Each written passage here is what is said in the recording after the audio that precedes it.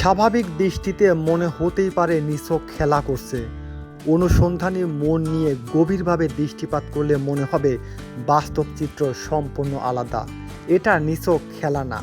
খাবারের জন্য প্রত্যেক প্রাণীকেই পরিশ্রম করতে হয়।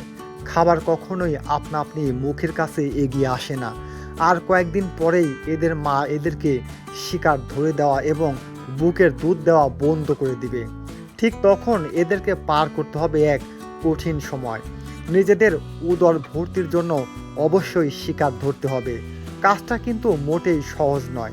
আর এই কঠিন সময়ের জন্যই এরা নিজেদের প্রস্তুত করছে। আসলে আমরা নিজের চোখে যা দেখে থাকি তা সব সময় সত্য নাও হতে পারে।